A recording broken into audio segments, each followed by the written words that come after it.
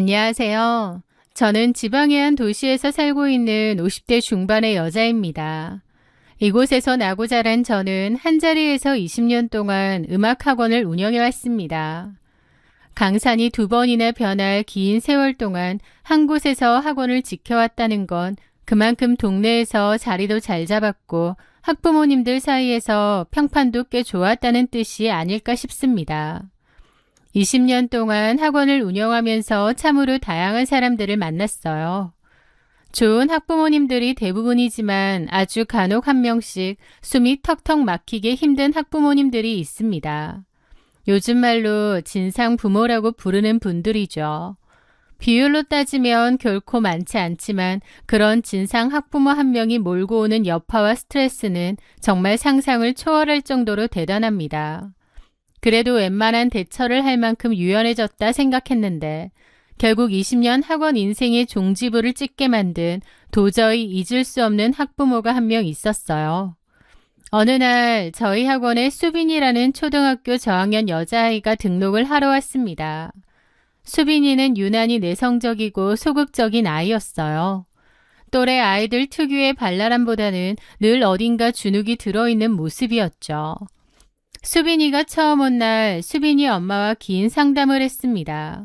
수빈이 엄마는 조용하고 차분한 목소리로 자신의 사정을 털어놓았습니다.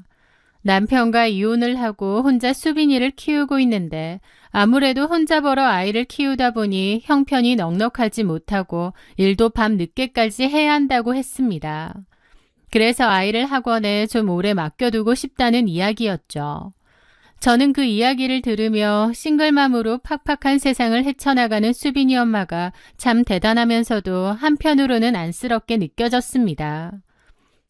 어머님, 너무 걱정하지 마세요. 저희 학원을 믿고 맡겨주신 만큼 수빈이 잘 보살피고 피아노도 재미있게 잘 가르치겠습니다. 제 진심 어린 말에 수빈이 엄마는 원장님만 믿겠습니다 라며 고개를 숙였습니다. 그때까지만 해도 수빈이 엄마는 평범한 여느 학부모와 다르지 않았어요. 아니, 오히려 목소리가 조용조용하고 분위기도 차분했죠.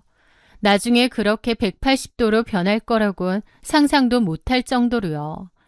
어쨌든 그렇게 수빈이는 저희 음악학원에 다니기 시작했습니다. 처음에는 건반 하나 누르는 것도 부끄러워할 정도로 소극적이고 자신감이 없는 아이였습니다.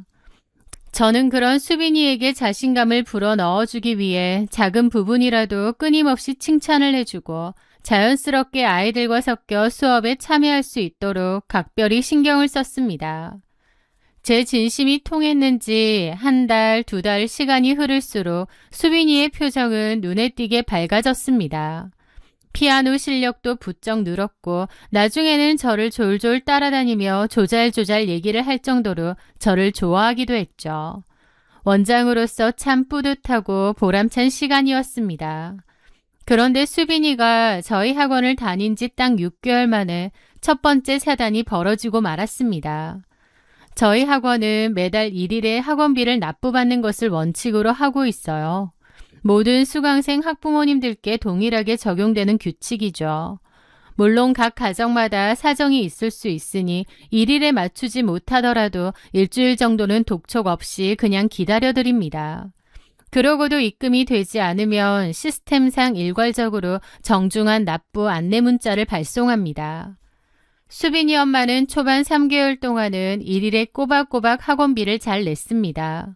그런데 4개월째부터 납부일이 조금씩 늦어지기 시작했어요. 5월에는 1일이 아닌 5일에 내고 6월에는 12일, 7월에는 25일에 입금하는 식으로 계속 날짜가 뒤로 밀렸던 거죠. 그러다가 급기야 8월달 학원비는 아예 입금되지 않고 달을 넘겼습니다. 그리고 9월 1일이 되자 학원비가 입금되었는데 그것은 8월달치가 아니라 9월달 학원비였습니다. 그러니까 중간에 8월달 수업료만 쏙 빠진 셈이었죠. 저는 혹시라도 수빈이 엄마가 문자를 받고 민망해하거나 자존심이 상할까봐 아주 조심스럽고 정중하게 문자를 보냈습니다. 어머님, 늘 수빈이를 믿고 맡겨주셔서 감사합니다. 다름이 아니오라 8월분 수강료가 미납 처리되어 있어 조심스레 연락드렸습니다. 확인 한번 부탁드리겠습니다. 그 문자를 보내고 한창 아이들을 가르치며 수업을 하고 있을 때였습니다. 제 휴대폰으로 수빈이 엄마의 전화가 걸려왔습니다. 수업 중이었지만 급한 일인가 싶어 잠깐 교실 밖으로 나가 전화를 받았습니다. 네, 어머님. 그런데 제가 인사를 건네기가 무섭게 수빈이 엄마가 수화기 너머로 귀가 찢어질 듯한 고함을 지르기 시작했습니다. 원장님, 제가 학원비를 떼먹기라도 했어요? 이런 기분 나쁜 독촉 문자를 왜 자꾸 보내는 거예요? 정말 귓전이 쩌렁쩌렁 울릴 정도의 새소리였습니다. 처음 상담을 받을 때 보았던 그 차분하고 우아하던 여자가 맞나 싶을 정도로 무슨 악기라도 들린 사람처럼 악을 써대며 화를 내는 목소리에 당황스러웠지만 일단 차분히 설명을 드렸어요. 어머님, 진정하시고요. 그게 아니라 8월달 수강료만 입금이 안 되어 있어서 확인차.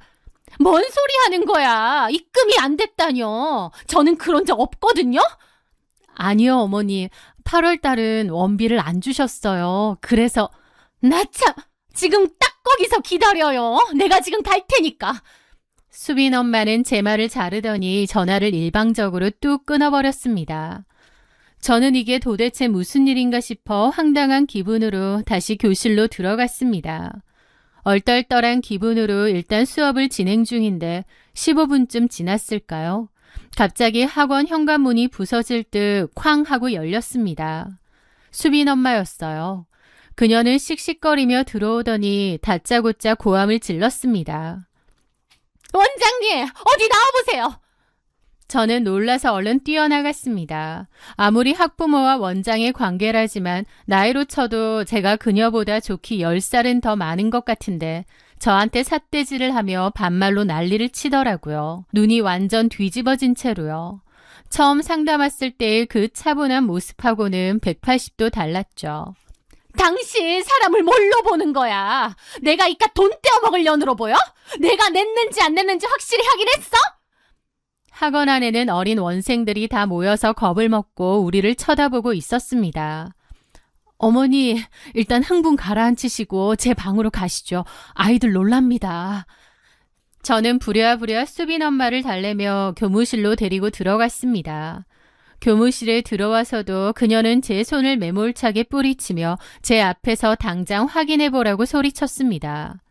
이렇게까지 흥분해서 길길이 날뛸 일이 전혀 아닌데 그녀의 고압적인 태도와 표정은 사람을 완전히 질리게 만들었죠. 저는 침착하게 전산 시스템을 켜서 그녀에게 보여주었습니다. 어머님, 여기 화면 보세요. 5월 6일, 7월, 그리고 9월 1일 입금 내역이 다 있는데 8월 달에 입금하신 내용만 빠져 있습니다. 7월 달을 25일에 주셨고 9월은 1일에 주셨어요. 8월 달은 안 주신 게 맞습니다. 수빈 엄마는 씩씩거리며 정산 시스템을 빤히 노려보더라고요. 보통 정상적인 성인이라면 이쯤 되면 제가 착각했네요. 낸 줄 알았는데 정말 죄송합니다. 큰 소리 쳐서 미안합니다 하고 민망해하는 게 상식일 겁니다. 그런데 수빈 엄마의 입에서 나온 말은 제 상식을 완전히 파괴했습니다. 원장님, 그럼 다음부터 이런 일이 있으면 다짜고짜 학원비 납입하라고 문자부터 덜렁 보내지 말고요. 몇 월 달 며칠에 얼마를 냈고 언제 얼마를 냈는데 몇 월 달 건 안 들어왔다고 똑바로 자세하게 설명을 해서 보내세요. 이런 식으로 무슨 빚독촉하듯이 문자 보내는 거 상당히 기분 나쁘고 다른 학부모들도 언짢을 거예요. 제가 대표로 말씀드리는 겁니다. 자신의 잘못이 밝혀졌음에도 수빈 엄마는 사과 한마디 없었습니다. 오히려 저의 문자 양식을 지적하며 끝까지 고개를 빳빳이 쳐들더니 그대로 가방을 챙겨서 원장실 문을 박차고 나가버리는 거예요. 덩그러니 남겨진 저는 그 자리에 한참을 서 있었습니다. 20년 동안 학원을 하며 나름 산전수전 다 겪고 수많은 군상들을 만나왔다고 생각했는데 그 일은 새로운 현타를 느끼게 했습니다. 10살은 훌쩍 어려 보이는 사람한테 반말로 고함치고 삿대질을 당하고 나니 울적하고 서글픈 마음을 주체할 길이 없었죠. 그날 저녁 저는 우울한 마음을 달래려 남동생 용훈이를 만났습니다. 용훈이는 저와 6살 차이가 나는 동생으로 현재 한의사로 일하고 있어요. 저희 남매는 어릴 적 어머니를 일찍 여의었습니다. 그래서 제가 거의 엄마처럼 동생의 밥을 해먹이고 옷을 입히고 뒷바라지를 하며 키우다시피 했죠. 동생 역시 그런 저를 친누나이자 엄마처럼 의지하고 따랐고 성인이 된 지금까지도 저희 남매는 남부럽지 않게 돈독한 우애를 자랑하고 있었습니다. 하지만 제게 아픈 손가락 같은 동생이기도 했습니다. 용은이의 아내, 즉 제 올케가 6년 전 갑작스러운 뇌출혈로 세상을 떠났기 때문입니다. 올케가 어린 아들을 두고 그렇게 허망하게 죽고 난 후 용은이는 한동안 삶의 의욕을 잃을 정도로 힘들어했습니다. 그걸 지켜보는 제 가슴도 갈기갈기 찢어지는 것 같았죠. 저는 엄마 잃은 조카를 제 자식처럼 살뜰히 챙겼고 동생에게도 좋은 사람을 만나 재혼하라고 여러 번 권유했지만 동생은 그럴 생각이 없다며 한사코 거절해오던 터였습니다. 어쨌든 그날 용훈이네 한의원에 가서 가볍게 침을 맞고 둘이서 저녁을 먹으러 갔습니다. 평소보다 굳어있는 제 표정을 본 동생이 다정하게 묻더라고요. 누나, 오늘 무슨 일 있었어? 얼굴이 왜 이렇게 안 좋아? 처음에는 동생에게 걱정을 끼치고 싶지 않아 아무 일도 아니라고 둘러대려 했습니다. 하지만 동생이 거듭 묻자 결국 낮에 있었던 수빈이 엄마와의 그 황당한 일화를 털어놓고 말았습니다. 제 이야기를 들은 용훈이는 저보다 더 어이없어하고 기막혀 했죠. 뭐 그런 미친 여자가 다 있어? 뉴스에 나오는 진상맘들, 그런 거 남 얘기인 줄 알았더니. 누나, 그런 원생은 학원에서 더 이상 안 받아준다고 하고 강하게 나가. 계속 데리고 있다가 무슨 트러블이 생길지 몰라. 듣기만 해도 내가 다 화가 나네. 동생은 자기 일처럼 씩씩거리며 당장 환불해주고 학원에서 내쫓으라고 길길이 뛰었습니다. 하지만 저는 씁쓸하게 웃으며 고개를 저었습니다. 동네 장사인데 그럴 수 있니? 그리고 그 엄마는 비상식적이지만 애가 무슨 잘못이겠어. 그 애는 우리 학원 오면서 성격도 엄청 밝아졌고 피아노에도 취미를 붙였어. 게다가 그 집에서 먼저 그만둔다고 하지 않는 이상 내가 먼저 나가라고 할 수도 없는 노릇이고. 누난 괜찮아. 학원 일 하다 보면 별일 다 겪거든. 저는 그렇게 동생과 대화를 나누고 집으로 돌아왔습니다. 마음은 착잡했지만 이것도 지나가리라 생각했어요. 그렇게 수빈이 엄마와의 첫 번째 소동이 지나가고 한 달 정도의 시간이 흐른 무렵이었습니다. 평온을 되찾은 줄 알았던 저희 학원이 또 한 번 통째로 뒤집어질 뻔한 사건이 터지고 말았습니다. 그리고 그 중심에는 역시나 수빈이 엄마가 있었죠. 저희 학원은 원생들의 안전한 등하원을 위해 학원 차량을 운행하고 있었어요. 운전을 담당하시는 기사님이 따로 계시고 아이들의 승하차와 스케줄 관리를 전담해 주시는 차량 선생님이 별도로 계십니다. 이 하원 선생님은 평소에 워낙 꼼꼼하고 야무지신 데다가 아이들하고도 친하게 잘 지내셔서 저 역시도 100% 믿고 의지할 만큼 만족도가 높은 분이었죠. 그런데 그토록 완벽하던 선생님이 그날따라 치명적인 실수를 하나 하게 되었습니다. 수빈이는 매일 내리는 정해진 하원 장소가 있었는데요. 그런데 그날따라 수빈이가 차 안에서 하원 선생님께 이렇게 부탁을 했다고 합니다.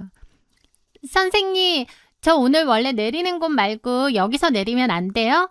엄마가 여기서 내려서 가게로 오라고 했거든요. 원칙적으로 아이가 요구한다고 해서 정해진 하원 장소가 아닌 다른 곳에 내려주어서는 절대 안 됩니다.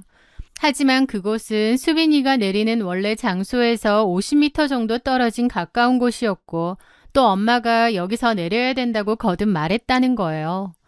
선생님은 순간적인 판단 미스로 거기서 수빈이를 내려주었다고 했습니다. 물론 원칙을 어기고 다른 하원 장소에 아이를 내려준 것은 전적으로 저희 학원과 하원 선생님의 명백한 잘못이 맞습니다. 그런데 수빈이가 그곳에 내리는 모습을 원래 하원 장소에 있던 수빈 엄마가 가만 지켜보고 있었던 모양이에요. 다행히 아이는 엄마와 무사히 만나 집으로 돌아갔지만 문제는 그날 오후에 터졌습니다. 제 휴대폰으로 수빈 엄마의 전화가 걸려왔어요. 한 달 전에 그녀가 질렀던 그 귀청 떨어지는 고함 소리가 떠올라 저는 바짝 긴장한 채 조심스럽게 전화를 받았습니다. 네, 어머니. 당신 미쳤어? 애들 관리를 그따위로 해, 미친년아! 애 잃어버리면 책임질 거야? 내가 진짜 가서 다 엎어줘? 머리채 잡고 돌려야 정신 차리겠어? 수빈 엄마는 전화를 받자마자 고함과 함께 입에 담기 힘든 쌍욕을 퍼붓기 시작했습니다. 저는 너무 놀라 심장이 덜컥 내려앉으며 물었습니다. 어머니, 진정하시고요. 도대체 무슨 일 때문에 그러시는 건가요? 무슨 일? 하원시키는 선생년이 우리 애를 길바닥 엉뚱한 데다 버려두고 갔잖아. 내가 다 봤어. 우리 애 길 잃어버리거나 유괴라도 당했으면 어쩔 뻔했어. 어떻게 책임질 건데 어떡해? 수빈 엄마는 하원 선생님이 아이를 잘못 내려준 사실을 언급하며 길길이 날뛰었습니다. 저는 그제야 상황을 파악했습니다. 앞서 말씀드렸듯 이럴 때는 원장이 변명을 하기보다 학부모의 놀란 마음을 먼저 달래고 무조건 사과하는 것이 유일한 방법이라는 것을 오랜 경험으로 알고 있었습니다. 어머니, 세상에 너무 놀라셨겠어요. 100번, 1000번 저희 학원 잘못이 맞습니다. 정말 죄송해요. 제가 하원 선생님께 무조건 지정된 곳에서만 하원시킬 수 있도록 엄하게 주의를 주겠습니다. 아이가 무사해서 정말 다행이고 2번 다시 이런 일 없도록 철저히 교육할게요. 정말 죄송합니다. 저는 납작 엎드려 진심으로 거듭 사과했습니다. 하지만 수빈 엄마는 흥분이 전혀 가라앉지 않은 상태였습니다. 말로만 죄송하면 다야? 나 그 하원 선생님 가만 안 둘 거야. 당장 학원으로 쫓아가서 그녀 머리채를 다 뽑아버리던지 할 테니까 딱 기다려. 그녀는 마치 한 달 전 학원비 문제 때처럼 악기가 들린 사람 마냥 전화기에 대고 악을 썼습니다. 저는 1시간 가까이 전화기를 붙들고 쩔쩔매며 수빈 엄마를 달래고 또 달랬습니다. 영거푸 죄송하다고 빌다시피 한 끝에 간신히 그녀의 화를 누그러뜨리고 전화를 끊을 수 있었습니다. 그러지 않았더라면 정말 저희 학원으로 달려와 하원 선생님 머리채라도 잡을 지경이었거든요. 저는 전화를 끊자마자 하원 선생님을 따로 불러 상황의 심각성을 알리고 따끔하게 주의를 주었습니다. 선생님 역시 본인의 판단이 짧았다며 깊이 반성하고 다음부터는 무조건 지정된 장소에만 하차시키겠다고 굳게 약속했죠. 그렇게 이 폭풍 같은 일도 일단락이 난 줄 알았습니다. 하지만 진짜 지옥은 그날 저녁에 열렸습니다. 밤 9시 오늘 있었던 일을 생각하며 멍하게 집에 있는데 또다시 수빈 엄마에게 전화가 왔습니다. 심장이 미친 듯이 뛰더라고요. 전화를 받자마자 그녀는 다시 분통을 터뜨렸습니다. 원장님, 제가 아무리 생각해도 화가 나서 잠이 안 오네요. 당장 그 하원 선생님 전화번호 내놔요. 내가 직접 통화해서 한마디 해야겠으니까. 직원의 개인 연락처를 함부로 내어줄 수 없는 노릇이었습니다. 거기다가 이렇게 흥분한 상태인데요. 저는 다시 한번 사정했습니다. 어머니, 낮에 제가 선생님께 아주 따끔하게 혼을 냈습니다. 선생님도 많이 반성하고 계시고요. 늦은 밤인데 이제 그만 노여움 푸시고 저를 봐서라도 한 번만 용서해 주세요. 정말 죄송합니다. 그런데 제 사과를 듣던 수빈 엄마가 갑자기 엉뚱한 방향으로 불똥을 튀기기 시작했습니다. 원장님, 제가 이혼녀라고 이럴 때 따질 남편 하나 없다고 무시하는 거죠? 네? 아니, 그게 무슨... 그러지 않고서야 어떻게 우리 애한테 이런 짓을 저질러요? 남편 있는 집 애였으면 길바닥에 이렇게 버렸겠어? 논리도 이성도 없는 피해의식이었습니다. 옆에서 텔레비전을 보던 내 남편마저 수화기 너머로 들려오는 악다구니에 이게 무슨 전화냐며 눈이 휘둥그레질 정도였습니다. 스피커폰도 아닌데 소리가 다 들릴 지경이었거든요. 저는 쩔쩔매며 절대 그런 게 아닙니다. 오해십니다 하고 해명했지만 수빈 엄마의 협박은 극에 달했습니다. 이건 진짜 아닌 것 같아요. 나 동네 맘카페에 오늘 있었던 일 싹 다 올릴 거예요. 당신네 학원 애들 이따위로 관리한다고 싹 다 까발려버릴 테니까 알아서 해. 학원을 운영하는 사람에게 동네 맘카페는 사형 선고나 다름없는 무서운 곳입니다. 진실이 무엇이든 한번 부정적인 글이 올라가면 순식간에 마녀 사냥을 당하고 원생들이 줄줄이 끊어지는 건 시간 문제니까요. 솔직한 심정으로는 그럼 내일부터 당장 학원 보내지 마세요 하고 소리치고 싶었지만 그랬다가는 정말 맘카페에 글을 올려 학원을 쑥대밭으로 만들 것 같았습니다. 저는 수빈 맘을 달래고 또 달랬죠. 어머니, 제가 정말 죄송해서 드리는 말씀입니다. 사죄 의미로 수빈이 한 달치 학원비는 받지 않겠습니다. 그러니 제발 마음 푸세요. 그제야 전화기 너머에서 씩씩대던 숨소리가 조금 잦아들었습니다. 참나, 내가 겨우 학원비 몇 푼 아끼려고 이러는 줄 알아요? 원장님이 하도 사정하니까 이번 한 번만 참아주는 거예요. 아시겠어요? 직원교육 제대로 시키세요. 그러다 큰일 나면 원장님이 다 뒤집어 쓰는 거예요. 저는 원장님 걱정돼서 하는 얘기입니다.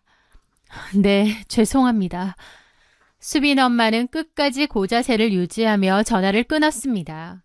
전화를 끊고 나니 온몸에 힘이 쫙 빠지고 만신창이가 된 기분이었습니다. 그 모습을 지켜보던 제 남편은 화가 머리끝까지 나 있었습니다. 아니, 지금 1시간 가까이 전화통 붙들고 당신한테 쌍욕을 해대는 거야? 물론 정해진 곳에 안 내려준 건 학원 잘못이 많지만 결국 애한테는 아무 일 없었잖아. 당신이 사과도 수십 번이나 했고. 대체 왜 저렇게까지 길길이 날뛰는 건데? 학원비 안 내려고 저러는 거 아니냐고. 저번에 학원비 한 달 빼먹은 그 학부모 맞지? 남편의 말에 저는 아무 대답도 하지 못했습니다. 남편은 혀를 차며 말했습니다. 내가 볼 때 수작 부린 거야. 한 달치 안 받겠다니까 바로 끊는 거 봐. 진짜 악질이다. 저는 그날 잠을 이루지 못했습니다. 사실 20년간 학원을 운영하면서 상처받는 일이 많았어요. 힘들지 않은 일이 어디 있겠냐며 좋게 좋게 다 넘어갔지만 사실은 제 속을 갉아먹고 있던 그 많은 일들이 그날 터지는 것 같더라고요. 오랫동안 아이들을 가르치며 쌓아온 교육자로서의 자부심, 학원 운영에 대한 애정이 한순간에 산산조각이 났다고나 할까요? 사실 저희 남편은 평소 개인 사업을 하고 있었는데 요즘 일손이 부족해 몹시 바빴습니다. 남편은 제 손을 잡으며 진지하게 말했죠. 여보, 당신 그동안 스트레스 많이 심했잖아. 특히 학부모들 때문에. 이참에 학원 정리해. 그리고 차라리 내 사무실에 나와서 내 사업이나 도와줘. 이런 진상들 상대 안 하고 맘 편하게 일하는 게 낫지. 사람 명 줄어들어. 사실 남편이 예전부터 사업을 도와달라고 몇 번이나 말했지만 저는 학원 운영하는 게 좋아 매번 거절했었습니다. 아이들은 정말 예뻤거든요. 하지만 수빈 엄마와의 이 연이은 사건은 거대한 기폭제가 되었습니다. 20년 동안 참아왔던 온갖 스트레스와 회의감이 이 일을 계기로 화산처럼 팡 터져버린 것이죠. 멘탈이 부서져 버리니 더 이상 아이들에게도 예전처럼 진심 어린 애정을 쏟을 자신도 없어졌습니다. 며칠 뒤 저는 결단을 내렸습니다. 그리고 알고 지내던 학원 강사 후배에게 연락을 취했습니다. 그 후배는 다른 동네에서 오랫동안 학원을 하다가 최근 우리 동네로 이사를 왔는데 예전부터 선생님 나중에 학원 은퇴하실 때 되면 그 자리 저한테 넘겨주세요 라고 입버릇처럼 말하던 친구였습니다. 제 연락을 받은 후배는 흔쾌히 자기가 학원을 인수하여 운영하겠다고 나섰습니다. 20년 피땀이 서린 학원을 한순간에 남에게 넘기는 것이 결코 쉬운 결정은 아니었지만 저는 너무 지쳐 있었고 인간에 대한 환멸에서 벗어나 그저 조용히 쉬고 싶더라고요. 좀 갑작스러운 결정이긴 하지만 그렇게 마음을 먹었습니다. 그리고 학부모님들께 원장이 바뀐다는 공지문을 정중하게 띄우고 인수인계를 마친 뒤 빠르게 학원을 떠났습니다. 그런데 제가 학원을 떠난 지 한 달쯤 되었을 때 후배에게서 다급한 연락이 왔습니다. 또 수빈이 엄마 때문이었죠. 제가 학원을 넘기기 전 후배에게 수빈이라는 아이는 이전 실수에 대한 보상으로 이번 달 학원비는 받지 않기로 약속했다고 인수인계를 해주었습니다. 그래서 후배는 첫 달 수빈이의 학원비를 청구하지 않았죠. 그런데 그 다음날 수빈 엄마가 또 학원비를 내지 않은 거예요. 후배가 정중하게 학원비 미납을 안내하자 수빈 엄마가 전화를 걸어와 또 생난리를 쳤다고 합니다. 무슨 소리예요? 전 원장한테 못 들었어요? 지난번에 잘못한 일 때문에 전 원장이 3개월 동안 학원비를 안 받겠다고 약속했어요. 왜 이제 와서 딴소리야? 후배의 연락을 받은 저는 기가 막혀 헛웃음이 났습니다. 저는 분명히 한 달치만 받지 않겠다고 했습니다. 그날 밤 수빈 엄마와 통화했던 내용을 휴대폰에 전부 녹음해둔 것이 천만다행이었죠. 진짜 그 엄마 왜 그러니? 내가 그 엄마 통화 녹음 파일 보내줄게. 나는 분명히 한 달치라고 했거든. 너한테 이런 일 겪게 해서 미안하다. 저는 후배에게 녹음 파일을 전송해 주었습니다. 후배는 저와 달리 성격이 아주 칼같고 맺고 끊음이 확실한 친구였어요. 후배는 수빈 엄마에게 녹음 파일을 들려주며 그녀의 거짓말을 조목조목 반박했습니다.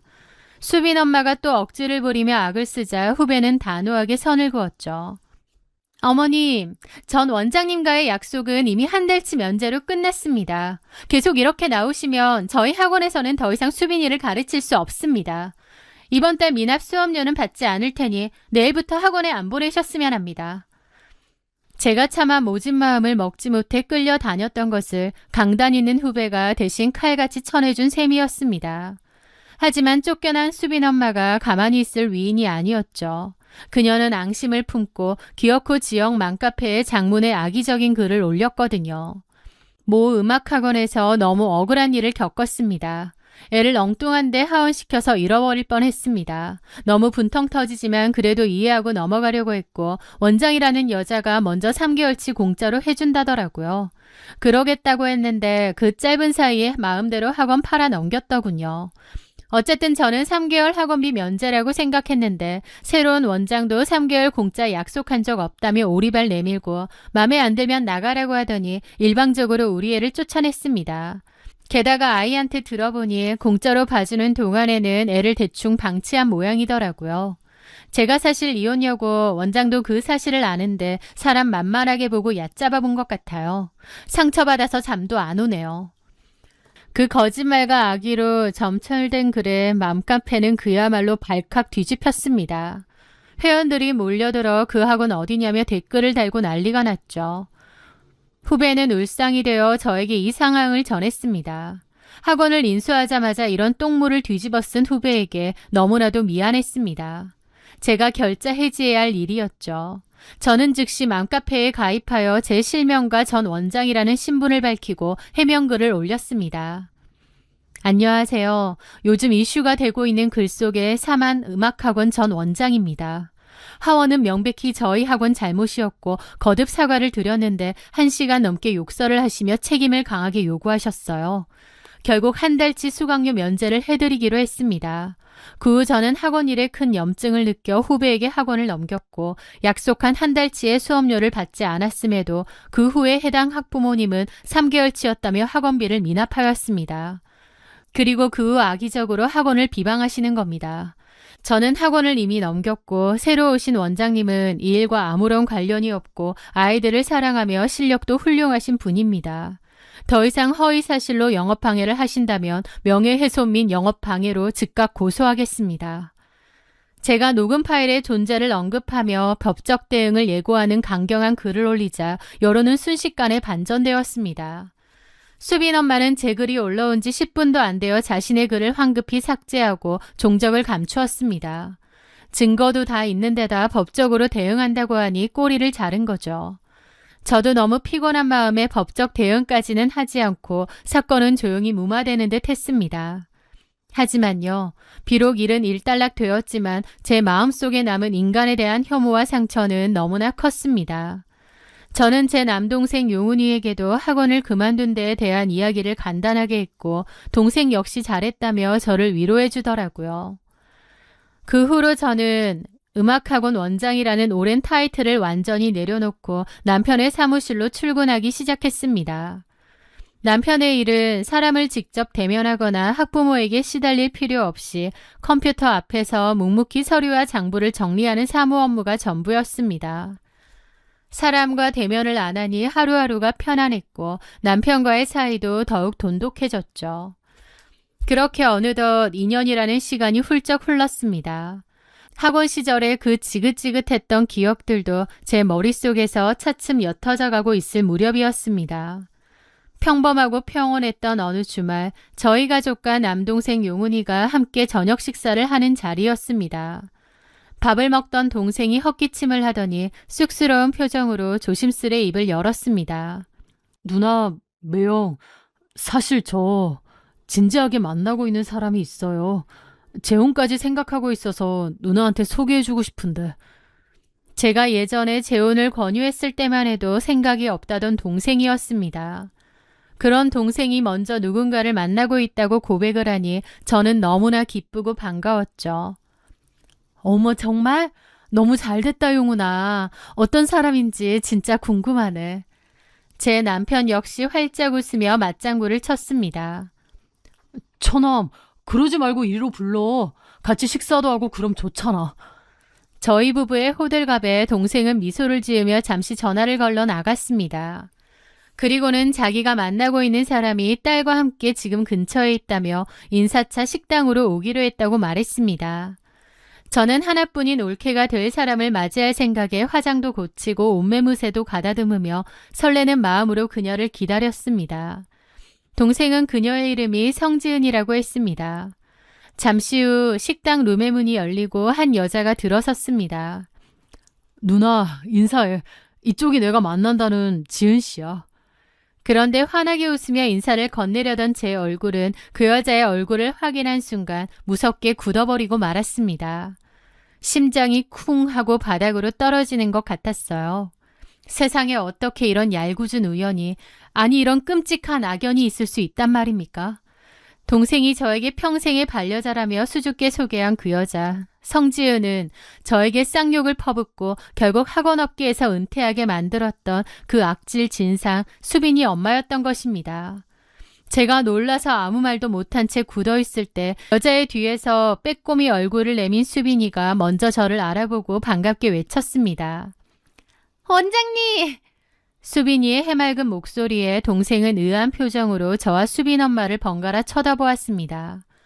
수빈 엄마는 무슨 유령이라도 본 사람처럼 그 자리에 굳어버렸어요. 방금 전까지 동생 옆에서 뛰고 있던 화사한 미소는 온데간데 없고 얼굴에는 순식간에 핏기가 가시며 흑빛으로 변했죠. 제가 떨리는 목소리로 동생에게 물었습니다. 용훈아, 네가 지금 만난다는 여자가 정말 저 사람이야? 동생은 당황하며 대답했습니다. 누나, 지은 씨랑 아는 사이야? 저는 기가 막혀서 헛웃음이 났습니다. 분노를 넘어 어이가 없는 상황에 말문이 막혔지만 저는 동생의 눈을 똑바로 쳐다보며 또박또박 말했습니다. 알다마다 내가 2년 전에 너한테 말했던 그 진상 학부모 기억나지? 스트레스 때문에 결국 다른 사람한테 학원 넘기게 만들었던 그 학부모. 그 여자가 바로 네 옆에 서 있는 저 사람이야. 제 입에서 그 말이 나오는 순간 식당 안에는 무거운 정적이 내려앉았습니다. 동생은 믿을 수 없다는 듯 경악하며 옆에 선 수빈 엄마를 쳐다보았습니다. 수빈 엄마는 동생의 시선을 피하며 어쩔 줄을 몰라 하더군요. 얼굴은 시뻘겋게 달아올랐고 손은 덜덜 떨리고 있었습니다. 2년 전 전화통에 대고 저를 잡아먹을 듯이 고함을 치고 맘카페에 글을 올리겠다며 협박을 하던 그 아나무인의 모습은 온데간데 없었습니다. 한의사인 제 동생을 만나 팔자를 고쳐보려 했건만 그 남자의 친누나가 자기가 그토록 괴롭히고 짓밟았던 음악학원 원장일 줄은 꿈에도 상상하지 못했을 것입니다. 세상 좁다는 말이 이토록 실감나는 순간이 없었죠. 수빈 엄마는 입술을 달달 떨며 변명이라도 해보려는 듯 입을 달싹였습니다. 하지만 그 자리에는 아무것도 모르는 어린 수빈이도 있었고 제 동생의 아들인 제 조카도 앉아 있었습니다. 아무리 밉고 끔찍한 원수 같은 여자라도 아무것도 모르는 아이들 앞에서 옛날 일을 들추며 얼굴을 붉히고 싶지는 않았습니다. 저는 애써 감정을 억누르며 자리에서 가방을 챙겨 일어났습니다. 용훈아, 옆에 애들도 있는데 여기서 이러쿵저러쿵 할 자리는 아닌 것 같다. 우리 부부는 이만 일어날 테니까 밥은 너희끼리 먹어라. 저는 남편의 팔을 이끌고 뒤도 돌아보지 않은 채 그 식당을 빠져나왔습니다. 남편 역시 상황을 눈치채고는 고개를 저으며 말없이 저를 따라 나섰습니다. 집으로 돌아오고 얼마 지나지 않아 제 휴대폰이 울렸습니다. 저장되지 않은 번호였지만 직감적으로 누구인지 알 수 있었어요. 전화를 받으니 아니나 다를까 수빈 엄마였습니다. 여보세요, 원장님. 전화기 너머로 들려오는 그녀의 목소리는 2년 전 저에게 쌍욕을 하던 그 표독스러운 목소리가 아니었습니다. 완전히 주눅이 들어서 설설기는 아주 가련한 척을 하는 목소리였죠. 저 원장님, 제가 정말 드릴 말씀이 없습니다. 드릴 말씀이 없으면 전화를 하지 마셨어야죠. 끊겠습니다. 제가 차갑게 끊으려 하자 그녀가 다급하게 매달렸습니다. 원장님, 제발 제 말 한 번만 들어주세요. 제가 그때 원장님한테 그렇게 막말하고 행동했던 거 정말 제정신이 아니었어요. 저도 얼마나 후회한다고요. 저 그때 이혼한 지 얼마 안 돼서 마음도 너무 불안하고 경제적으로도 쪼들려서 예민하고 날카로워져 있을 때였어요. 우울증이 심해서 정신과 약도 독하게 먹고 있을 때라 제가 무슨 짓을 하는지도 몰랐습니다. 약 부작용이 심해서요. 원장님이 제발 한 번만 너그럽게 용서해 주시면 안 될까요? 제가 앞으로 살면서 원장님께 진짜 잘할게요. 다시는 안 그러겠습니다. 네?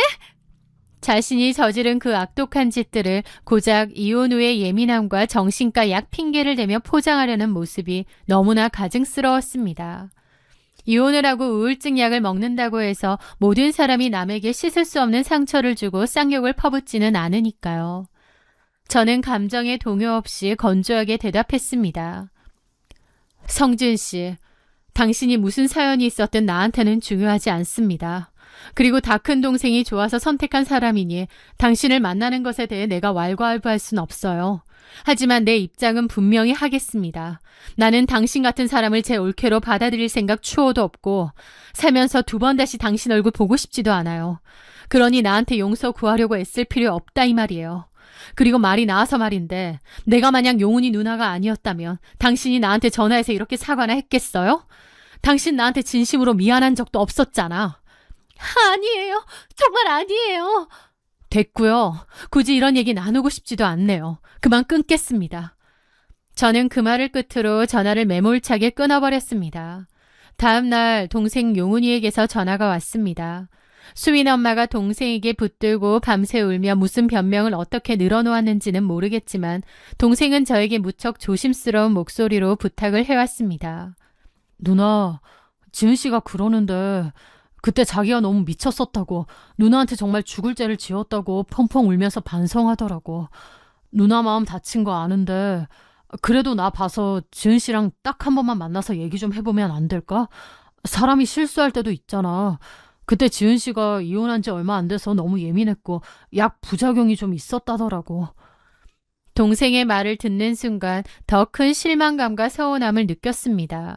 아무리 여자가 눈물을 흘리며 매달렸기로서니 자기를 엄마처럼 키워준 누나가 20년 생업을 포기할 만큼 피눈물을 흘리게 만든 여자를 감싸고 돌다니요. 저는 단호하게 동생의 말을 잘랐습니다. 용은아, 네 인생이고 네 결혼이니까 네가 그 여자가 그렇게 좋아서 죽고 못 살겠다면 네가 알아서 해라. 네 선택을 내가 뜯어말릴 수는 없겠지. 하지만 이것 하나만은 명심해. 네가 만약 그 여자랑 계속 만나고 결혼까지 한다면 나는 그 순간부터 그 여자는 물론이고 너도 평생 안 보고 살 거다. 우리는 남매의 연을 끊는 거야. 선택은 네가 해라. 제 모진 말에 동생은 아무 말도 하지 못하고 전화를 끊었습니다. 이 상황을 옆에서 묵묵히 지켜보던 제 남편이 결국 나섰습니다. 남편은 저 몰래 동생을 따로 불러내어 술을 한 잔 사주며 이야기를 나누었다고 합니다. 동생은 사실 대략적인 내용은 알아도 구체적으로는 몰랐어요. 그런데 남편이 제가 그 여자 때문에 얼마나 지옥 같은 시간을 보냈는지 구구절절 설명해 주었습니다. 처남은 그때 성지은 씨가 누나한테 진상을 부렸다는 사실만 대충 알지 구체적으로 어떻게 했는지는 잘 모르잖아. 나 그날 밤에 누나 옆에서 통화하는 거 생생하게 다 들었어. 밤 9시가 넘은 시간에 전화해서 1시간 가까이를 입에 담지도 못할 쌍욕을 해대더라. 선생님 머리채를 다 뽑아버리겠다느니 어쩌느니 당신 누나가 전화기 붙들고 쩔쩔매면서 수십 번을 빌어도 그 여자는 눈 하나 깜짝 안 했어. 거기다가 돈 뜯어내려고 수작 부리고 나중에 원장 바뀌니까 말 바꿔서 더 뜯어내려다가 맘카페에 허위글까지 쓴 여자야. 맘카페 사건은 몰랐지. 그 여자 때문에 누나가 며칠을 밥도 못 먹고 얼마나 시름시름 앓았는지 알아? 정신과 상담까지 받을 정도였어. 남편의 입을 통해 2년 전 그 끔찍했던 일들의 적나라한 전말, 그리고 동생이 몰랐던 맘카페 허위글 사건까지 모두 전해 들은 동생은 그제야 사태의 심각성을 깨달았습니다. 누나를 그렇게 철저하게 짓밟고 괴롭혔던 여자의 본성을 알게 된 동생은 기가 막혀서 한동안 말을 잇지 못했다고 합니다. 결국 다음 날 동생은 저에게 전화를 걸어왔어요. 누나, 정말 미안해. 누나가 그렇게까지 상처받은 줄은 몰랐어. 지은 씨랑은 어제부로 완전히 끝냈어. 헤어지기로 했으니까 걱정하지 마. 라고 말해주었습니다. 저는 동생을 위해서라도 그런 인성을 가진 여자와는 일찍 인연이 끊어진 것이 천만다행이라고 생각하며 가슴을 쓸어내렸습니다. 동생에게 이별 통보를 받은 수빈 엄마는 다급해졌는지 저에게 다시 장문의 문자와 전화를 연달아 걸어왔습니다. 능력 있고 성품 좋은 한의사 남편과 재혼하여 새 출발을 할 생각에 잔뜩 부풀어 있었을 텐데 그 꿈이 제 존재 하나로 물거품이 될 위기에 처했으니 얼마나 속이 탔겠습니까? 그동안 동생에게 엄청 잘하고 어질고 착한 척을 했다고 하더라고요. 혼자 아이 키우며 봉사활동까지 한다고 할 정도로요. 한의사랑 재혼 한번 해보려고 아주 용을 썼던 건데 이제 다 끝난 거죠. 하지만 제 마음은 이미 바위처럼 굳어 있었습니다. 저는 마지막으로 수빈 엄마의 전화를 받아 차분하게 그러나 뼛속까지 시리게 말해주었습니다. 이봐요. 당신은 학부모와 원장의 관계로 만났을 때도 최악의 인간이었어. 그런데 내 동생 짝으로 내 동생 용은이는 나한테 아들이나 다름없는 존재야. 그런 내 동생 옆에 당신같이 예의 없고 속이 시커먼 여자를 두게 할 수는 없어. 당신이 나한테 지은 죄를 원망하든 세상이 좁은 걸 원망하든 알아서 하고 다시는 우리 가족 앞에 나타나지 마. 그리고 어디 가서 다시는 그딴 진상 부리고 살지 마. 그 여자는 그 뒤로도 며칠 동안 저에게 구구절절 문자를 보내며 한 번만 봐달라고 사정했지만 저는 읽지 않고 차단해버렸습니다. 결국 동생은 그녀와의 관계를 아주 깔끔하게 정리했습니다. 그 사건 이후로 오랜만에 제 마음에는 완전한 평화가 찾아왔습니다. 가끔 그때 일을 떠올려 보면 사람 인연이라는 게 참 무섭다는 생각이 듭니다. 언젠가 어디서 어떻게 다시 마주칠지 모르는 게 사람 일인데 그 여자는 무슨 배짱으로 그렇게 세상 무서운 줄 모르고 아나무인으로 행동하며 살았던 걸까요? 흔히들 진상은 본인이 진상인 줄 모른다고 합니다. 수빈 엄마가 딱 그런 부류였죠. 그런 사람들은 본인 스스로가 굉장히 합리적이고 권리를 잘 찾고 똑부러지는 사람이라고 착각하며 살아갑니다. 그래서 남에게 무례하게 굴면서도 그것이 정당한 항의라고 생각하죠. 하지만 세상을 살아가면서 사람과 사람 사이에 가장 중요한 것은 결국 기본적인 예의입니다. 돈이 많든 적든 상황이 힘들든 여유롭든 간에 타인에 대한 최소한의 성과 예의를 지키지 않고 얄팍한 이기심으로 진상짓을 하고 다니다가는 결국 본인 인생의 가장 중요한 순간에 부메랑이 되어 그 대가를 뼈저리게 치르게 된다는 것을 잊지 말아야 합니다. 수빈 엄마가 제 동생과의 파혼을 겪으며 그 사실을 뼈저리게 깨달았기를 바랍니다. 지금 저는 남편의 일을 도우며 사랑하는 동생과 조카 그리고 듬직한 남편과 함께 스트레스 없이 평온하고 행복한 일상을 보내고 있습니다. 제게 닥쳤던 시련이 결국 우리 가족을 더 단단하게 만들어준 것 같아 오히려 감사한 마음마저 듭니다. 저의 길고 험난했던 이야기를 끝까지 들어주셔서 감사합니다. 늘 건강하시고 평안하시기를 빕니다.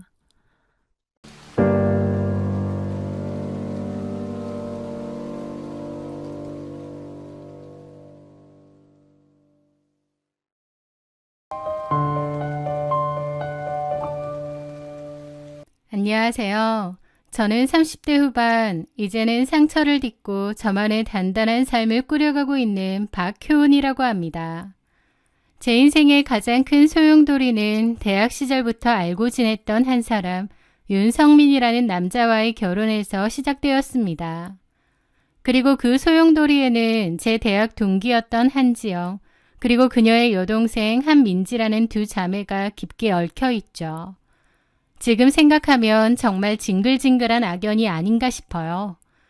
대학 시절 저와 지영이는 같은 과에서 꽤 친하게 지냈던 친구였습니다. 지영이는 성격이 싹싹하고 활달해서 주변에 사람이 많았고 저 역시 그런 지영이와 잘 맞았어요. 그러던 어느 날 지영이와 2살 터울인 여동생 민지가 저희 학교 같은 과로 입학하게 되었습니다.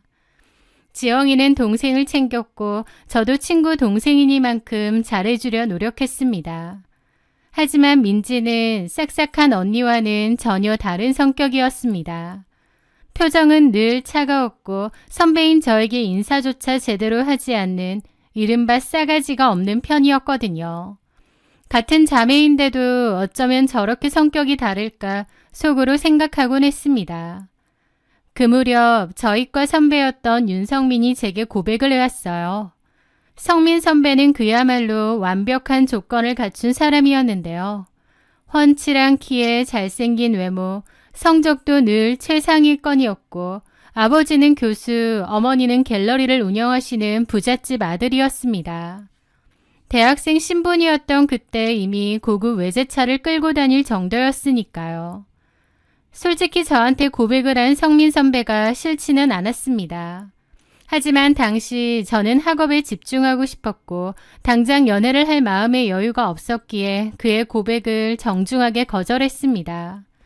하지만 성민 선배는 포기하지 않고 계속해서 제 주변을 맴돌며 마음을 표현했죠.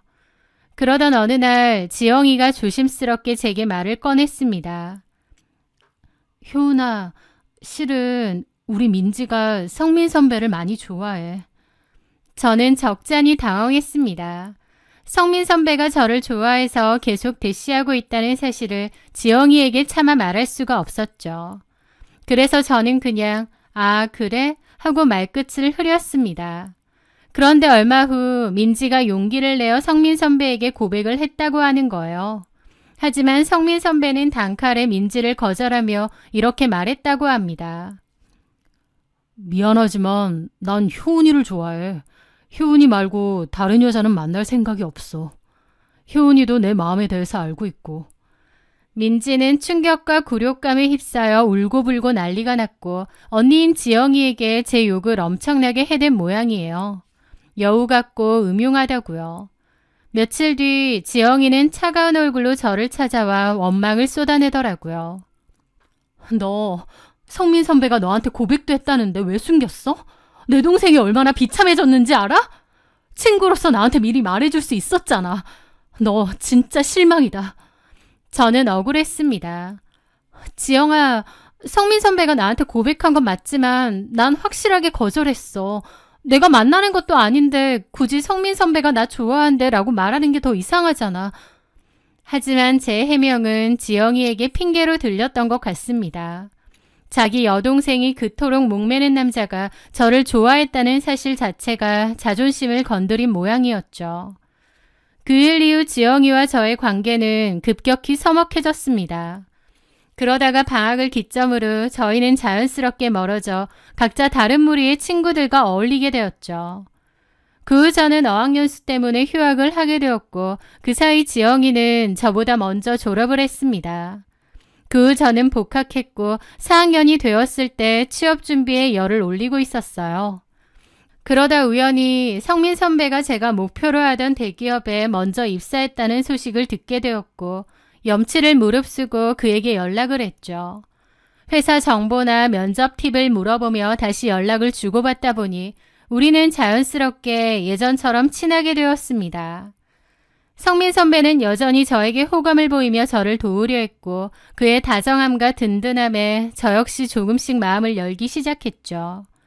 결국 저도 같은 회사에 입사하게 되었고 회사를 같이 다니면서 더욱 친해졌다가 연인 사이로 발전했습니다.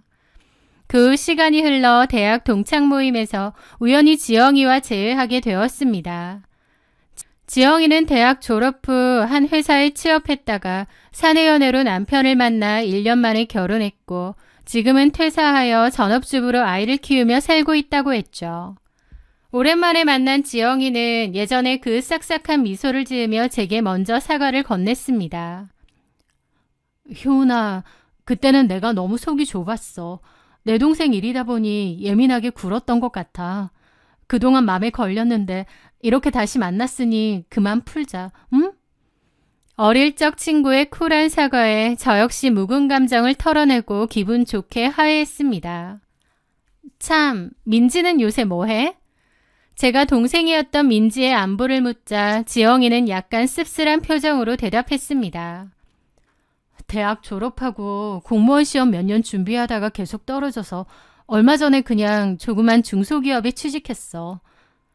그러면서 저에게 요즘 만나는 사람이 있냐고 묻길래 저는 성민 선배와 같은 회사에 다니고 있고 사귀고 있다고 솔직하게 말했습니다.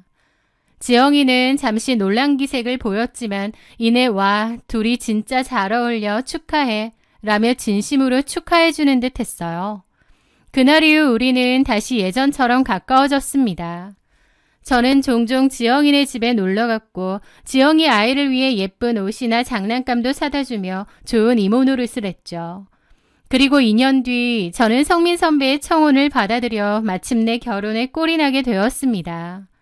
시댁에서는 주상복합 아파트를 신혼집으로 마련해 주셨습니다. 꽤 괜찮은 집에서 신혼을 시작한 거죠. 집들이에 초대받은 지영이는 입을 다물지 못하더라고요. 와, 효은아, 진짜 집 대박이다. 인테리어도 너무 예쁘고. 넌 진짜 다 가졌네. 완벽한 남편에 좋은 직장에 이런 집까지. 진짜 부럽다, 기집애야. 저는 쑥스러워 손사래를 쳤지만 착하고 다정하고 능력 좋은 남편, 여유 있고 자애로운 시부모님, 회사에서 제 커리어도 잘 쌓고 있고 행복한 신혼생활까지. 저 역시도 내심 제 삶이 잘 굴러가고 있다는 자부심을 느끼고 있었습니다. 그리고 결혼 반년 만에 첫 아이까지 임신하게 되었죠. 시부모님도 몹시 기뻐하셨고 남편 역시 제 배를 어루만지며 태어날 아이에 대한 기대를 감추지 못했습니다. 모두의 축복 속에서 행복의 절정을 누리던 그 무렵 저는 제 완벽한 삶을 송두리째 박살낼 끔찍한 판도라의 상자를 열고야 말았습니다. 남편이 샤워를 하러 들어간 사이 거실 탁자 위에 놓인 남편의 휴대폰 화면이 밝아지며 메시지 알림이 떴습니다. 평소 남편의 폰을 몰래 보는 성격이 아니었지만 알림창에 뜬 메시지 내용이 너무나도 기괴하여 저도 모르게 폰을 집어들고 말았어요. 그 안에는 제가 평생 상상조차 해본 적 없는 추악하고 역겨운 세계가 펼쳐져 있었죠. 남편이 누군가와 주고받은 적나라한 대화와 사진, 영상들이 가득했거든요. 남편의 외도 사실만으로도 충격인데 더 충격적인 사실은 따로 있었습니다. 화면 속에서 남편과 뒹굴고 있는 상대는 여자가 아니라는 사실이었어요. 한 명이 아니었는데 전부 남자들이었죠. 제 완벽했던 남편 윤성민은 사실 양성애자였습니다. 처음에는 동성애자인데 저를 속인 건가 했는데 나중에 알고 보니 양성애자였고 또 정확히는 남자든 여자든 다 만나고 다니며 이상한 성적 취향을 가진 이상 성애자였더라고요. 그는 게이클럽도 자주 갔었던 모양이었습니다. 저에게는 평소 오늘 회사에 급한 야근이 있다, 거래처 접대가 길어진다고 문자를 남겨놓고선 그 길로 그런 클럽에 달려가 이름도 모르는 여러 명의 남자들과 난잡한 관계를 맺고 있었던 것입니다. 명문대 출신의 대기업 사원, 교수 아버지와 갤러리 관장 어머니를 둔 완벽한 엘리트 남편의 껍데기 속에 그토록 추악한 짐승이 숨어 있었다는 사실에 숨이 턱 막혔습니다. 구역질이 치밀어 올랐고 온몸이 덜덜 떨리기 시작했어요.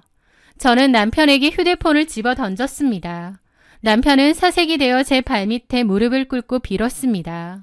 그저 고치기 힘든 병일 뿐이고 하나의 취향일 뿐이라며 자기가 진심으로 사랑하는 건 오직 저뿐이래요. 그러면서 한 번만 용서해달라고 애원했죠. 하지만 남편의 두 얼굴을 하고선 수많은 남자들과 뒹굴었다는 사실을 안 이상 그냥 넘어갈 수 없었습니다. 극도의 배신감과 스트레스는 곧바로 제 몸에 문제를 일으켰어요. 그날 밤 뱃속을 쥐어짜는 듯한 극심한 통증과 함께 하혈이 시작되었거든요. 구급차에 실려 병원 응급실로 실려갔지만 결국 저의 아이는 허무하게 유산되고 말았습니다. 수술대에 누워 마취해서 깨어났을 때 믿기지 않는 현실에 눈앞이 컴컴하더라고요. 또 아이를 잃은 슬픔도 컸지만 동시에 혹시라도 저에게 몹쓸 병이 옮지는 않았을까 하는 공포감도 느껴졌습니다. 천만다행으로 정밀 검사 결과 성병에 감염되지 않았다는 판정을 받았지만 제가 겪어야 했던 그 수치심과 절망감은 말로 다 표현할 수가 없었죠. 저는 퇴원과 동시에 남편에게 이혼을 요구했습니다. 남편은 끝까지 제 바지가랑이를 붙잡고 울고불고 매달렸지만 제 마음은 이미 싸늘하게 얼어붙은 지 오래였습니다. 그러자 시부모님이 나서기 시작했습니다. 체면을 목숨보다 중시하는 그들은 자신들의 완벽한 아들이 양성애자이자 이상 성애 중독자라는 사실, 그리고 그로 인해 며느리가 유산하고 이혼한다는 소문이 세상에 퍼질까봐 극도로 전전긍긍했던 모양이었어요. 저를 찾아와 거액의 위자료를 제시했거든요. 효은아, 우리 성민이가 내게 큰 죄를 지었다. 네가 강경하게 이혼을 원한다고 들어서 더 말릴 수는 없지만 네가 원하는 액수만큼 넉넉히 위자료를 챙겨둘 테니 부디 이혼 사유에 대해서만큼은 주변에 함구해다오. 성격 차이라고만 해줘. 사실 저 역시 남편의 그 더러운 실체를 제 입으로 떠벌리고 다닐 생각은 없었습니다. 이 일은 저에게도 너무 수치였기 때문이죠. 그래서 저는 굳이 긴 소송으로 진흙탕 싸움을 하는 대신 그들이 제시한 위자료를 받고 이혼 사유는 비밀로 묻어주기로 합의했습니다. 결혼 1년도 채 되지 않아 겪은 남편의 충격적인 배신, 유산, 그리고 초고속 이혼. 완벽했던 제 인생이 하루아침에 구렁텅이로 곤두박질 치자 저는 심각한 우울감을 느껴야만 했습니다. 이혼 후 홀로 지내는 오피스텔에 누워 내가 전생에 무슨 큰 죄를 지어서 이런 기막힌 일에 휘말렸나 자책하며 눈물로 하루하루를 보냈죠. 그러던 어느 날 제 파경 소식을 건너 전해 들은 지영이가 저희 집으로 찾아왔습니다. 양손에 위로주를 사들고 온 지영이는 수척해진 제 얼굴을 보자마자 눈물까지 글썽이며 제 손을 꽉 잡았죠. 효은아, 너 얼굴이 이게 다 뭐야? 내가 다 속이 상해서 미치겠다. 가장 힘들 때 찾아와준 친구의 따뜻한 위로에 꾹꾹 눌러 담았던 제 감정이 툭 터지듯 쏟아졌습니다. 저는 지영이 앞에서 목 놓아 펑펑 울었고 지영이 역시 저를 꼭 껴안고 제 등을 토닥여 주었죠. 한참을 울고 난 후 술잔을 기울이던 지영이가 조심스럽게 물었습니다. 효은아, 근데 왜 그렇게 갑자기 이혼한 거야? 성민 선배 정말 괜찮은 남편이었잖아. 저는 저를 진심으로 위로해주는 친구를 위해 솔직하게 말할까 갈등했습니다. 하지만 시댁과 맺은 함구 약속도 있었고 또 제 알량한 자존심 때문에 차마 남편의 그 기막힌 성적 취향을 입 밖으로 꺼낼 수가 없었어요. 그래서 저는 그저 씁쓸하게 웃으며 대답했죠. 그냥 겉보기랑은 다르게 성격 차이가 너무 심했어. 맞추고 살기가 너무 버겁더라. 그냥 안 맞았던 거지 뭐. 지영이는 더 이상 캐묻지 않고 고개를 끄덕이며 연거푸 제 잔에 술을 채워주었습니다. 그렇게 둘이서 한참 술을 마시다 보니 어느새 술이 다 떨어졌습니다. 지영아, 내가 편의점 가서 술 좀 더 사올게.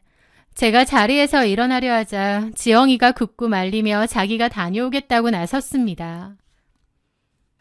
아니야, 내가 바람도 쐴 겸 남편한테 잘 있는지 전화도 한 통할 겸 나갔다 올게. 넌 가만히 앉아 있어. 지영이는 겉옷을 걸치고 서둘러 집을 나섰습니다. 하지만 밤이 꽤 깊은 시간이었고 저 위로해주겠다고 온 친구를 혼자 심부름 보내는 것이 마음에 걸리더라고요. 그래서 지영이가 나가고 5분도 안 돼서 지갑을 챙겨 뒤늦게 따라 나섰습니다. 오피스텔 1층 밖으로 나선 저는 입구에 서 있는 지영이의 뒷모습을 발견했어요. 누군가와 통화 중인 듯 했죠. 그런데 좀 전까지 저를 위로하며 함께 울어주던 모습은 온데간데 없고 아주 신이 난 목소리로 실실 쪼개며 떠들고 있는 거예요. 나 지금 잠깐 나왔어.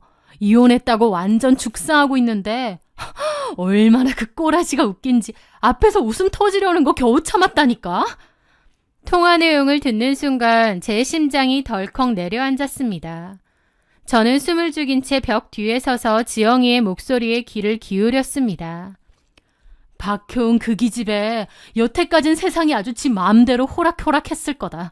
좋은 회사 들어가고 네가 짝사랑하던 윤성민 오빠랑 결혼해서 그 큰 집을 신혼집으로 들어가 살고 거기다가 임신도 바로 됐잖아. 완전 세상을 다 가진 줄 알았겠지. 근데 봐봐. 결국 1년도 안 돼서 이혼당하고 유산해. 내가 걔 이혼 소식 알게 된 날 환호성을 질렀다니까. 근데 진짜 이런 거 보면 참 세상 공평하지 않아? 그렇게 다 가지고 잘나 보여도 한순간에 그 모양 굳골됐잖아. 전화기 너머의 상대방과 맞장구를 치며 퀴득거리는 지영이의 목소리는 너무나도 차갑고 잔인했습니다. 아까는 막 자기 인생이 왜 이렇게 됐냐고 울고불고 오버하는데 나 진짜 입술 꽉 깨물고 웃음 참느라 고생했다니까. 웃음을 너무 참아서 찔끔 눈물까지 났는데 박혜원 걔는 나더러 네가 왜 우냐고 같이 끌어안고 우는 거야. 진짜 웃겨 뒤지는 줄 알았어. 저를 진심으로 걱정하는 줄 알았던 친구의 그 소름 끼치는 이중성에 저는 머리끝까지 피가 거꾸로 솟는 것을 느꼈습니다. 저는 지영이의 등 뒤로 다가갔습니다. 그리고 차갑게 가라앉은 목소리로 불렀습니다. 한지영. 제 목소리에 소스라치게 놀란 지영이가 뒤를 돌아보며 펄쩍 뛰었습니다. 손에 들고 있던 휴대폰을 하마터면 떨어뜨릴 뻔할 정도였죠. 너 지금 뭔 소리 하는 거야? 저는 당황해 어쩔 줄 모르는 지영이의 손에서 휴대폰을 낚아챘습니다.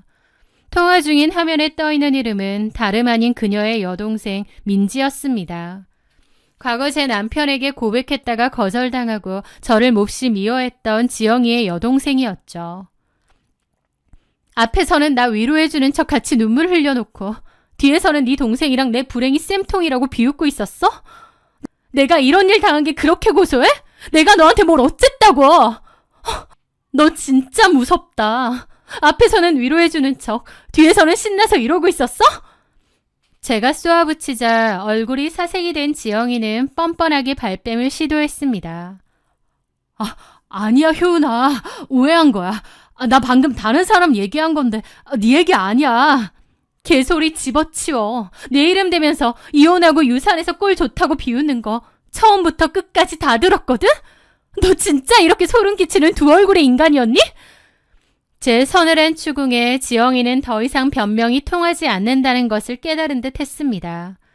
그러자 그녀의 태도가 순식간에 180도 돌변했습니다. 당황하던 얼굴에 도끼가 서리더니 오히려 적반하장으로 나오더라고요. 그래, 네 얘기했다. 어쩔래? 내가 내 친동생이랑 개인적으로 통화하면서 얘기한 것 가지고 네가 왜 난린데? 그러게 누가 엿들으래?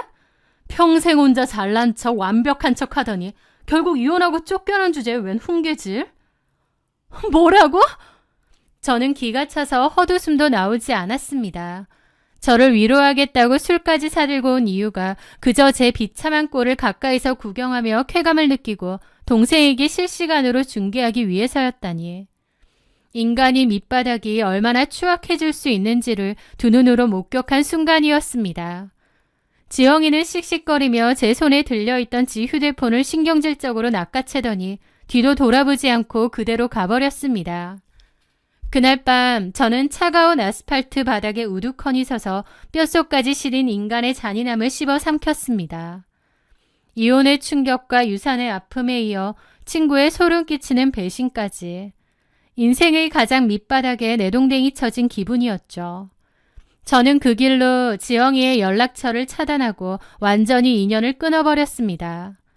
그렇게 혼자만의 처절한 시간을 견뎌내며 조금씩 상처를 회복해가고 있던 8개월 뒤, 저는 대학 동창을 통해 제 상상을 아득히 뛰어넘는 그야말로 기가 막히고 경악스러운 소식을 전해 듣게 됩니다. 그것은 제 전남편이 재혼을 한다는 소식이자 그 새 신부의 정체에 대한 이야기였습니다. 전남편의 재혼 상대가 다름 아닌 지영이의 여동생 한민지라는 거예요. 처음 그 이야기를 들었을 때 저는 제 귀를 의심했습니다. 세상에 남자가 그렇게 널렸는데 어떻게 자기 언니 친구의 전 남편, 그것도 이혼한 지 1년도 채 되지 않는 남자와 결혼을 한단 말입니까? 동창의 말에 따르면 사연은 이러했습니다. 제가 이혼했다는 소식을 지영이를 통해 전해 들은 민지는 그 길로 곧장 제 전 남편에게 먼저 연락을 취했다고 합니다. 대학 시절부터 전 남편을 열렬히 짝사랑하다가 거절당했던 민지에게 저의 이혼은 그야말로 절호의 찬스였나 보더라고요. 이혼 후 우울해하던 전 남편 역시 먼저 적극적으로 다가오는 민지를 마다하지 않았고 둘은 곧바로 사귀기 시작해 초고속으로 임신까지 하게 되었다는 거예요. 동창은 혀를 끌끌 차며 덧붙였습니다. 지영이 걔도 진짜 제정신 아니더라.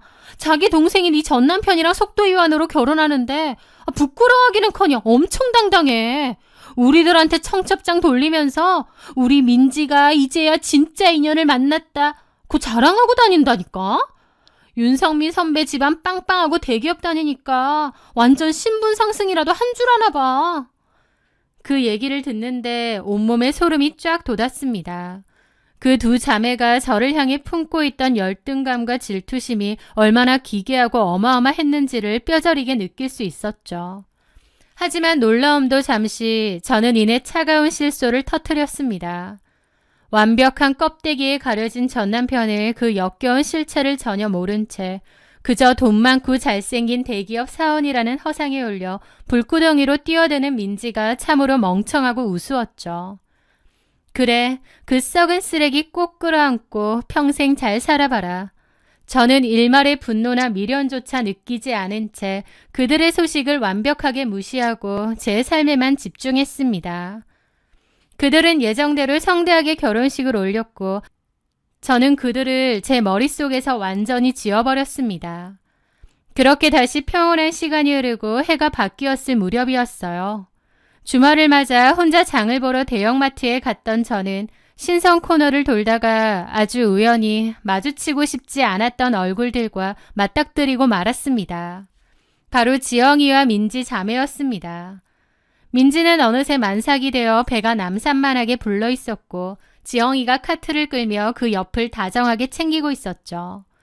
저는 굳이 아는 척하며 감정을 낭비하고 싶지 않아 조용히 카트를 돌려 다른 길로 가려 했습니다.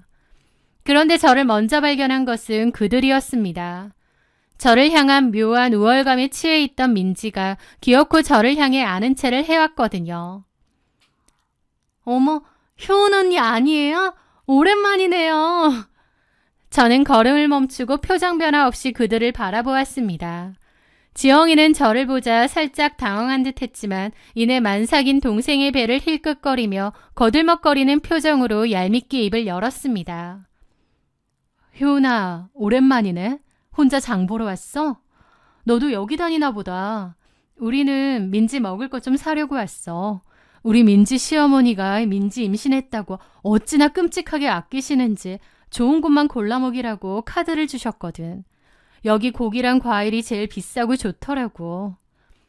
제 앞에서 전 시어머니의 재력과 동생의 임신을 과시하며 저를 도발하려는 그 얄팍한 속셈이 너무나도 투명하게 보였습니다. 그런데 그 순간 저는 참을 수 없는 헛웃음이 터져나왔습니다. 저는 여유롭게 대답했죠. 아, 그래? 하긴 윤성민 부모님 입장에선 민지한테 얼마나 고맙겠니.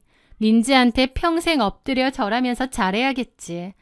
진짜 이혼 사유 알려지면 평생 어디 가서 결혼도 못할 남자를 민지가 묻지도 따지지도 않고 데리고 가준 데다 아이까지 가졌으니 윤성민 부모님 입장에서는 얼마나 고맙고 구세주 같겠어? 제 입에서 나온 말에 지영이와 민지의 얼굴에서 순식간에 미소가 사라졌습니다. 그게 뭔 소리야? 진짜 이혼 사유라니. 너네 성격 차이로 헤어진 거잖아. 정확히는 네가 하도 예민하게 굴고 잔소리 심하게 떽떽거려서 성민 오빠가 질려서 이혼한 거라던데? 그 미친 인간이 제게 뒤집어 씌운 이혼 사유를 듣자니 기가 막혔습니다. 저는 어깨를 으쓱하며 여유롭게 받아쳤습니다. 그 인간이 그렇게 말해? 참나. 나한테 위자료 명목으로 거액의 돈까지 쥐어주면서 진짜 이혼 사유는 제발 입 다물어 달라고 그렇게 싹싹 빌더니 뒤에서는 내 탓을 하고 다녔단 말이지. 그러자 민지의 동공이 눈에 띄게 흔들리기 시작했습니다. 야, 헛소리 하지 마. 이혼 사유가 대체 뭔데? 나는 말 못한다니까? 절대 말하지 말려고 돈까지 받으며 약속했으니까. 근데 머지않아 알게 될 거야. 민지야, 그게 뭔지는 네가 그 남자랑 평생 살면서 네 두 눈으로 직접 잘 알아봐. 내가 왜 1년도 안 돼서 충격으로 유산까지 하고 이혼 서류에 도장을 찍었는지. 저는 겁에 질린 민지의 표정을 훑어보며 가볍게 코웃음을 쳤습니다. 지영이는 저한테 화를 내더라고요. 야, 박효은. 너 지금 내 동생이 좋은 남자 만나서 호강하고 잘 사는 것 같으니까 배 아파서 일부러 재수없는 소리 짓거리는 거지? 지영이가 악을 쓰며 따지자 저는 그녀의 눈을 똑바로 쳐다보며 아주 또박또박하게 마지막 쐐기를 박았습니다. 배가 아프긴. 내가 딱 한마디만 할게. 나는 쓰레기 버린 거야. 근데 네 여동생이 그걸 주워간 거고. 쓰레기 주워가줘서 고맙다고 해야 하나? 그 말을 끝으로 저는 미련 없이 카트를 돌렸습니다. 뒤에서 민지가 얼어붙은 목소리로 언니 됐어 그냥 가자. 저 여자 말 상대하지 마 라며 지영이를 끌고 가는 소리가 들렸습니다. 하지만 그날부터 민지의 마음속에는 걷잡을 수 없는 의심의 씨앗이 자라나기 시작했을 것입니다. 그리고 그로부터 반년 남짓한 시간이 흘렀을 때 저는 결국 그 기막힌 자매의 비참하고도 소름 끼치는 최후를 건너 완벽하게 전해 듣게 되었습니다. 민지는 무사히 아이를 출산했지만 산후 검진 과정에서 몸에 심각한 이상을 느끼고 정밀 검사를 받게 되었다고 하더군요. 그리고 검사 결과 민지와 아이에게서 각종 심각한 성병균이 다수 발견되었다는 청천벽력 같은 진단을 받았습니다. 민지도 감염이 되어 있는 상태인데다 아이를 자연 출산했기에 아이에게도 성병이 옮은 것이었죠. 민지는 극도의 충격과 의심 속에서 남편의 뒤를 미친 듯이 캐기 시작한 모양이고 결국 그 끝에서 제 전남편이 숨겨왔던 그 추악한 판도라의 상자를 열었던 것 같더라고요. 그 충격적인 진실 앞에 민지네 집안은 한바탕 뒤집어졌다고 했습니다.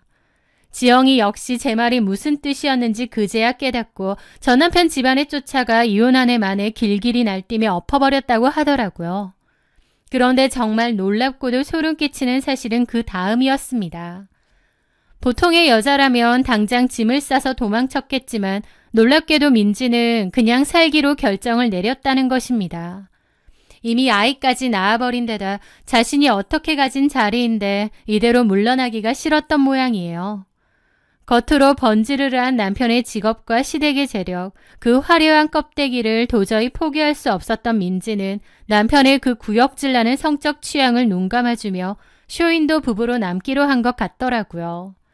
하지만 진실을 알아버린 삶이 온전할 리 없겠죠. 동창의 말에 따르면 민지는 겉으로는 SNS에 값비싼 명품 선물과 시댁의 재력을 자랑하며 세상에서 가장 행복한 척 사진을 올린다고 합니다.